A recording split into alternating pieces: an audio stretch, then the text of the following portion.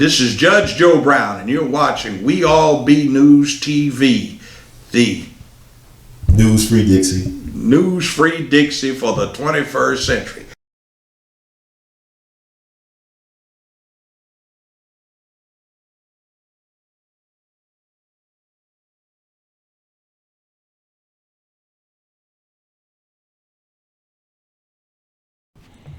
Hello, family, and welcome to another wonderful infotainment edition of The Art of It Stinks. I'm your host for the empowerment segment, Brother Ron, also known as R2C2H2, The Art of It, and we come for you from the last day of February 2017, which is Black History 2017, because Black History matters, and this is definitely a Black History Matters subject. Thank you all for being such loyal supporters and followers of the We All Be movement. And know that the best is yet to come. And if you all like the words that you heard from Brother Heard, please feel free to share and amplify with the family, friends. Take them back directly to the source. This is We All Be TV on YouTube. Help support and grow the We All Be movement, because information is power. Good information is good power. Bad information is bad power, and knowledge is the currency of the universe. Now, today I want to talk about Tom Brady. Not just about Tom Brady, but the Brady effect, the Rocky effect. I call it the Rocky effect, sometimes the Brady effect. And where it's about, putting the great white hope or great white hype on steroids. And I think it's very interesting to talk about this during Black History Month, because, like I said so many times before, behind every great white man is a great black man that he stole from. But also, I will let you know that white supremacy loves to take a myth and make it a reality. That's how they invented Hollywood, where they made their myths into reality. They had their own factory making myths into reality. Whether it be Hollywood or textbooks, historical textbooks, or history textbooks from Texas, they do whatever they can to rewrite, reinvent what is now known as history and later as reality and actual factuals. There's a big white lie all around. So I take Tom Brady because Tom Brady's interest to me, because as we all know, he allegedly won his 5th Super Bowl. More Super Bowl rings than anybody in history except for Charles Haley, but the most at the quarterback, position. Because Charles Haley, a black man, won 5 rings before anybody in history, playing for the 49ers and the Dallas Cowboys back in the 80s and the 90s, respectively. So Tom Brady became the first player to win 5 Super Bowl rings as a quarterback, and also the first player to win 5 Super Bowl rings with the same team. I believe he played in more Super Bowls than anybody in history. He played in 7. Thank God for Eli Manning, because Peyton would have won 7 Super Bowls if it wasn't for Eli, Peyton's little brother. Eli, the Patriot Slayer. So let's get to it. Like, Tom Brady was drafted in 2006 round. He was the 199th pick. Once again, he was drafted in the 6th round. He was the 199th pick in the NFL draft. He was not a lottery pick. Nobody saw him coming. He was, I guess, underestimated. He didn't have the strongest arms. He didn't have the fastest legs. He didn't have the typical football body. Tom Brady was kind of like the ugly duckling who turned into the swan. He's a household name. He's an icon now, and now they call him the GOAT. But my thing is this: if it wasn't for them cheating the Raiders in that playoff game, that tuck fumble thing, that tuck rule, we wouldn't be talking about Tom Brady and his 5 Super Bowl rings right now. And quite frankly, I'm like Steph Curry's wife when I said the game is rigged. All this crap is rigged. It's just entertainment. It's like, I wish they would admit to it. That's how I feel about it, because it's very much scripted. Yeah, you have sometimes when they improv certain things, maybe certain catches, or everybody's not in on it. I don't think everybody got to be in on it, because look at what happened in the NBA several years ago with the NBA refs. I don't mean all the players could be point shaving and all that stuff, but it's certain people who have benefited the most from the things being the way they are pulling the strings. Like you look at, even you go to the World Series, you look at Cleveland. How can Cleveland lose 3 straight games against Chicago Cubs? How can any, what I'm saying? You just think about stuff like that. How could, the Falcons falter with a 25-point lead on the Patriots? They late in the game. How did they forget how to play football? How could this high scores team in the league all year? How could they forget how to make a touchdown or kick a field goal, or to hold on to the ball? Defense swarming, one of the best secondaries in the whole league. So it is what it is. But I've learned not to get too wrapped up in these things. When they lose, I'm not losing. We didn't lose. They lost, and they not losing because they get bonus checks. No matter who lose, the people that lose are the people that look at this stuff, that have consumed their lives by these sports and by these theatrics, reality TV. That's who lose.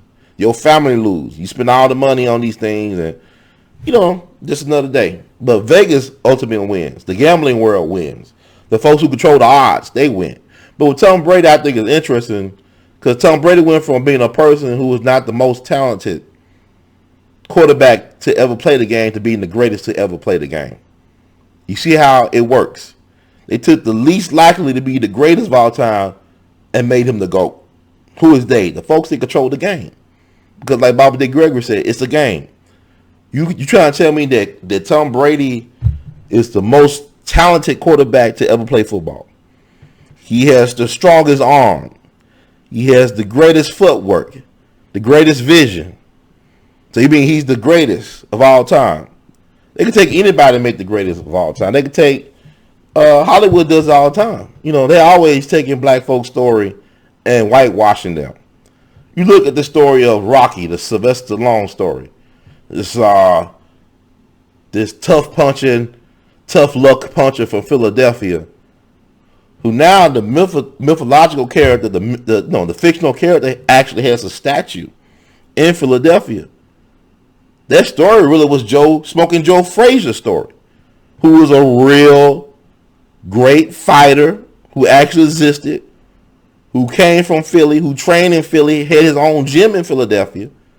Why not give Smoking Joe Frazier, who also was an Olympic champion, the statue? A world heavyweight champion, an Olympic champion, and a son of Philadelphia. Why lie and make it about Rocky when it should have been about Smoking Joe? Smoking Joe Frazier deserves a statue. He's a real hero. But white supremacy can't deal with the actual achievements and the reality of black people. They got to make up myths, and myths turns into facts, and facts turns into the reality of the situation. With Tom Brady, I'm not knocking anything about Tom Brady. Tom Brady, he got the stats, he got the wins. But once again, they could take anybody and make them the GOAT. Like I look at the fact, you got somebody like Terry Bradshaw, He won 4 Super Bowl rings with the Pittsburgh Steelers, arguably one of the greatest teams of all time of the 70s, with Chuck Noll as coach. Now is Bill Belichick. He's the coach of all time. He's the greatest. He's the GOAT for what he was able to do with the Patriots organization. But on their first Super Bowl run, the Pittsburgh Steelers had Jefferson Street Joe Gilliam Jr. Jefferson Street Joe Gilliam Jr., the black Joe Namath from Tennessee State University. He beat Terry Bradshaw for the starting job. The first 6 games of the year of their championship run, they went 4-1-1 with Joe Gilliam Jr. They 4 wins, 1 loss, and 1 tie. And really, quite frankly, he did reasonably well, considering the fact that the white people was threatening his life every time he went to play. There were a lot of death threats that came through letters to the Pittsburgh Steelers organization directed at Joe Gilliam. Even in 1974, they did not want to give a black man the chance to play quarterback in the white man's league because the quarterback position was considered the white man's position. Even if you go to the 80s with Doug Williams, how he was treated by the Redskin fans, the white Redskin fans, even though he took the Redskins all the way to the Super Bowl, became the first black quarterback to start and win a Super Bowl, he still caught it from the white Redskins in the nation's capital, white Redskins fans. See, a lot of stuff that we as black folks go through is dealing with white folks and their issues. White folks are not very tolerant of diversity. White folks are not very tolerant of black people as a whole.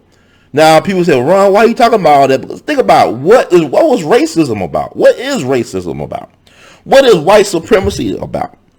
Why was it a big deal that Jackie Robinson, was playing with white people? A kid's game. Black folks didn't have no problem playing with white people. White people had a problem playing with black people. But when it came to money, see, money trumps race for white people.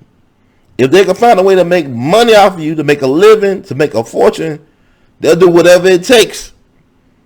This is not a moral call. This is a financial one when it comes to dealing with race in this country. So, Joe Gilliam did his thing. He started for the first 6 games of the 74 season. They eventually let the white boy Terry Bradshaw have the job back. Pittsburgh Steelers goes to the Super Bowl. They win, 2. 74 season, also 75 season. Joe Gilliam Jr. gets 2 of those rings. They let him go back by 76. He had all these issues. People talking about, Joe Gilliam had a drug problem. Why do you think he had a drug problem? Think about the death threats and all the pressure he was under. Think about the scrutiny, dealing with a system of white supremacy, racism. You're a confident black man. You're very talented. You're very skilled. And when they give you a chance, you catching hell. When they actually give you a chance, they actually give you a chance to catch hell from now. So you catching all this hell, you under all this pressure, your life is being threatened by folks who are playing a kid's game, and they wonder why you just can't hold it together. They wonder why you self-medicating. A black man, once again, if you are not a reproductive threat, they allow a black man to exist in a society that disrespects him. They'll accept and tolerate a black male who's not a reproductive threat, who's not a threat to their masculinity. Joe Gilliam Jr. could not be tolerated because he was a threat to white male masculinity. He was a threat to their image. He was playing in one of their top positions, quarterback. It's like being a black man being general in the army. You had a couple of black dudes that were generals in the army back 1970s. You had a couple of them. We'll take a look. It's all online. But the thing about it is, you're dealing with white folks' fragile psyche and ego. See, everything with white supremacy, racism is warfare. Every area of human activity is warfare, including football. People are always comparing football to war. Military strategy, logistics. It's all about, the violence with these people, with this system. It's a very violent system. So, they got Joe Gilliam, he gets knocked out the league. He tried other different leagues and whatnot. Then he ends up dying right before his birthday. His birthday is in late December. I believe he died either on Christmas or the day before Christmas of 2000 at the age of 49. To me, regardless of what they say he died from, he died of a broken heart. This system broke Joe Gilliam Jr. But never forget, because every time I look at Dak Prescott getting a chance in Dallas to do what he did last year, that historic rookie year, I'm thinking that's Joe Gilliam's revenge. Anytime I see a black quarterback excel in the NFL to the highest levels, whether winning the MVP or Rookie of the Year, I'm saying that's Joe Gilliam Jr.'s revenge. So Joe Gilliam Jr., keep on living through these black quarterbacks and know that the best is yet to come. And it's funny how you got a plethora of starting black quarterbacks in the NFL, and the NFL is claiming that they're having TV rating issues. See, this is all dealing with white people. White folks, like with Barack Obama. Could white folks tolerate a so-called black president? Was he really a black president? That's another topic. But let's get back to, even Terry Bradshaw said that Joe Gilliam was a better quarterback than he was. He was. He had more talent. But anyway, Tom Brady, Rocky, Adrian, that shit. Like white folks love, if they can't beat you, they make up a story to beat you. When white supremacists can't beat you in real life, they'll make up some fictional story to beat you for posterity. They'll casually forget your story to tell their story, which is a big white lie. Okay. So with Tom Brady, it's not I'm not just Tom Brady, but he was never the most talented quarterback to come into the league. I just tell you about somebody like Joe Gilliam Jr. Had he been white, it would have been a different story. Had he been a white quarterback, Joe Gilliam Jr., it would definitely been a different story for him. But with Tom Brady, he wasn't even starting at the New England Patriots until Drew Bledsoe got hurt. And had he lost that Raiders game, quite frankly, he might not never been a starter again in the NFL. It could have went back to Drew Bledsoe, and the rest would have been history. But Brady was able to get it done. He got the stats and all this stuff. But this is like it goes back to the Rocky effect. I talked about one Rocky. Let's talk about the real life Rocky Marciano. Rocky Marciano, before Floyd Mayweather, he went 49-0 in the heavyweight division. Rocky Marciano won almost 90% of his fights by knockout. I mean, basically, he had won 49 bouts professionally, had 43 knockouts. 43 knockouts. So he considered one of the hardest hitting punches of all time. But he actually won all those fights. And who was his competition?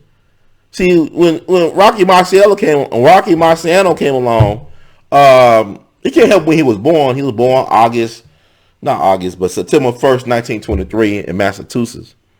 Some of the fighters he fought were legendary, but they was old by boxer terms. Like, he was fighting Jersey Joe Walcott and Ezra Charles, the Cincinnati Cobra, Archie Moore. These cats were old. They were born like in the 19-teens and stuff, 1913, 1914, and 15. It's like you look at that joke in the barbershop on Coming to America. Rocky Marciano. Joe Louis was 81 years old when he fought Rocky Marciano. He was 81 years old. Some of the stuff like that. But Joe Louis was old. Shit. He was old compared to Rocky Marciano. He was like 10 plus years older than Rocky Marciano when he fought, Joe Louis. And Rocky Marciano, I ain't going to stereotype, but he was Italian American. And who controlled boxing back in the golden era? The Italian Mafia. The king of Madison Square Garden was a cat named Frankie Carbo, a.k.a. Mr. Gray. Frankie Carbo, a.k.a. Mr. Gray, who was a top hitman for Murder, Inc. Not Ja Rule, Murder, Inc. The real Murder, Inc. With Louis Lepke Bocalter. Them hard-hitting Jews and Italians out of Brownsville and Brooklyn and stuff like that. He ran with that crew. And then once he got done being with Murder, Inc., he started something. He took over boxing for the mob. He started something called The Combination. The Combination consisted of several mafiosi, with Frank Carbo being the head that controlled boxing at Madison Square Garden. Madison Square Garden was considered the center. It was the epicenter of the boxing world back in the middle of the 20th century. So Frankie Carbo controlled the fights. He fixed the fights. Look up the movie Raging Bull, Jake LaMotta story. He talks about how these gangsters were fixing these fights for them. How sometimes they had to take dives in order to be considered to fight in championship bouts in their weight class. This is real stuff. I mean, Frankie Carbo once approached the great Sugar Ray Robinson, arguably the greatest fighter pound for pound who ever lived. Sugar Ray Robinson was poetry in motion. He actually, I believe, approached Sugar Ray Robinson to throw a fight, and Sugar Ray Robinson refused. But this guy was a very scary guy. He was a boogeyman. But Sugar Robinson held that. But I want also, Frankie Carbo owned the majority of the contract on Sonny Liston. So the mob owned Sonny Liston. So yeah, Muhammad Ali threw that phantom punch because the mob maybe told Sonny Liston to take the dive. You know what I'm saying? They own Sonny Liston. See, Sonny Liston is interesting. Sonny Liston was one of the great heavyweights of all time. He was feared more than liked. But what's interesting about Sonny Liston is nobody know when Sonny Liston was born, and nobody really know when he died. They found him dead in his home in Las Vegas. It's a theory that's going around saying that the police and some other folks already discovered him dead, that he probably was murdered.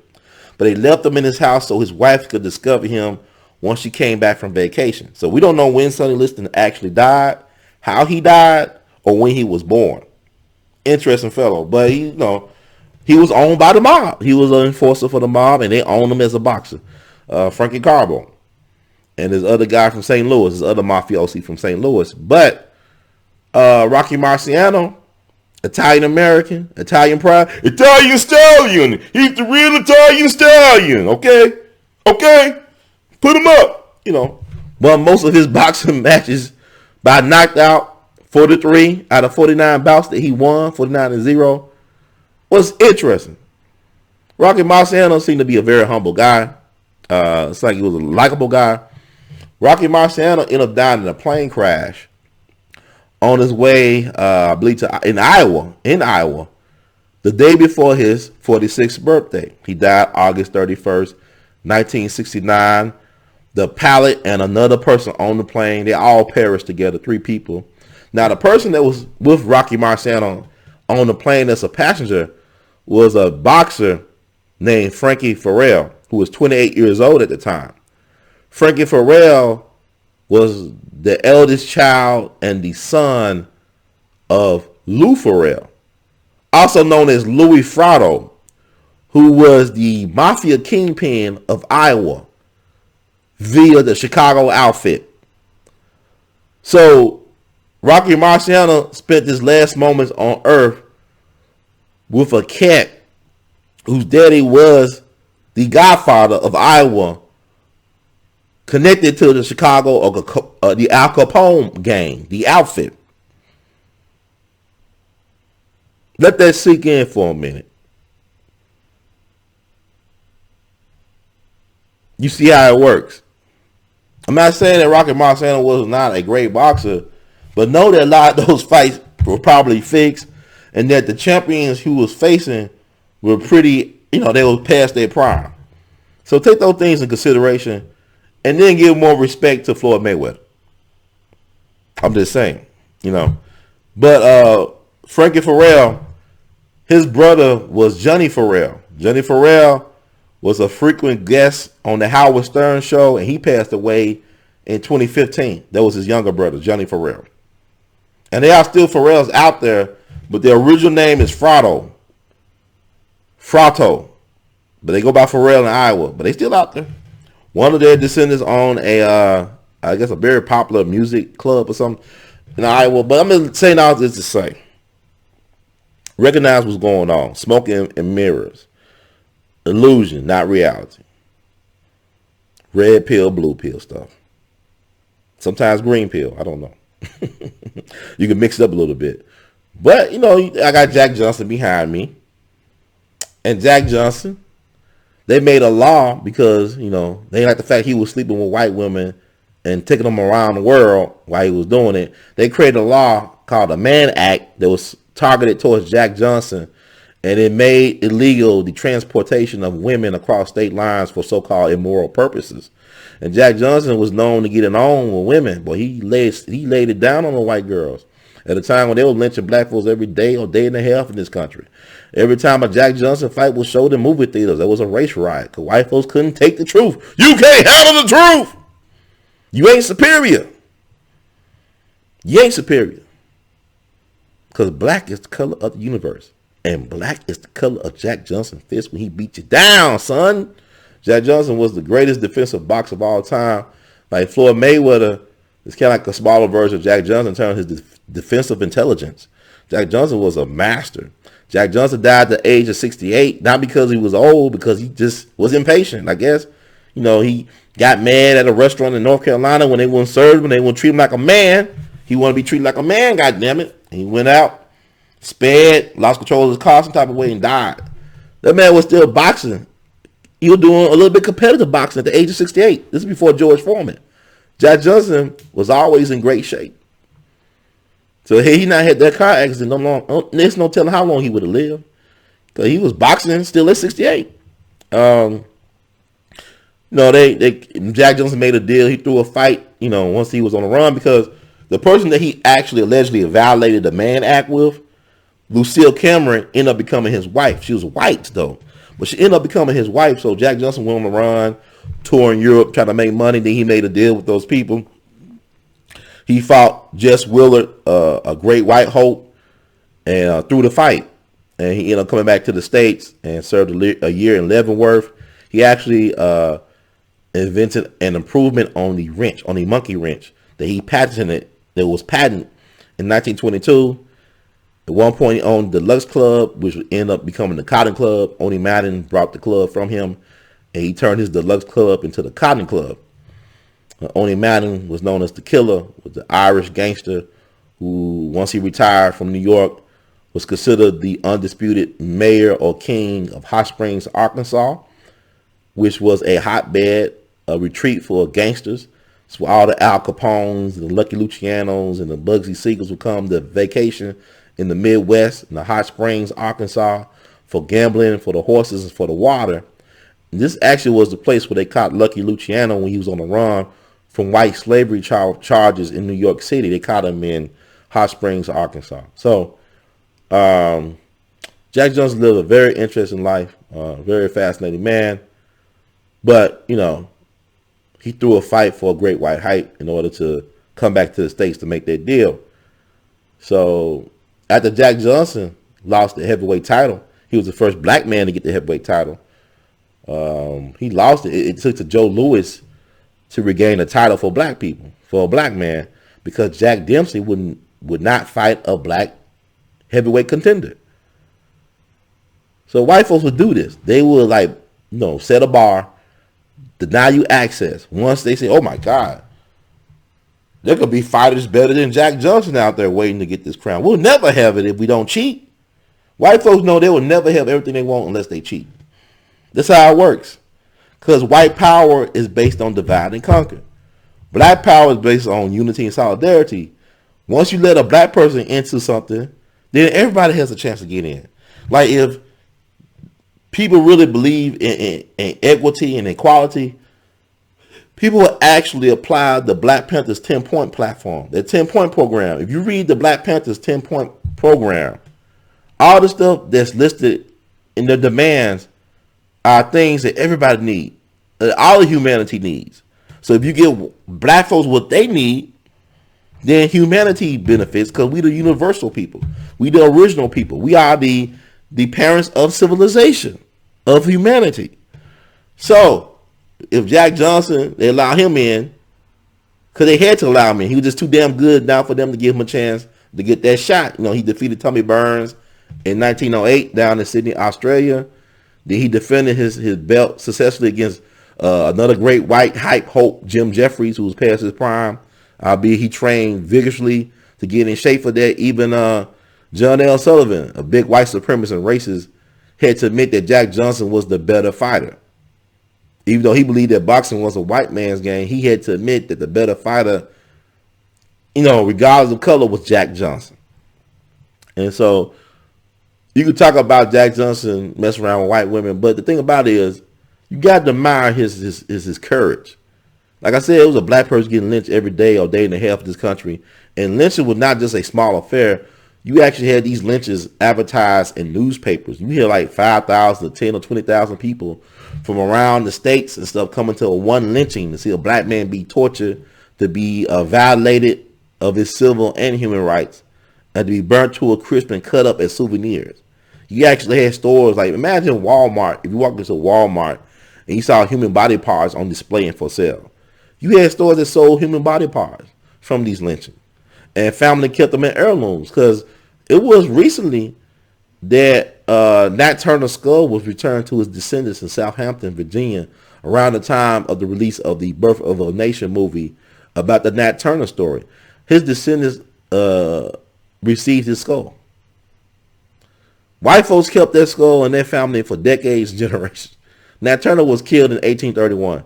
So it's 2016, and then the family finally got his skull back. That's very macabre, isn't it? Ain't no telling what else white folks got of black people in their family position. So we talked about Tom Brady. So Tom Brady is great. So they got this narrative with Tom Brady as the GOAT.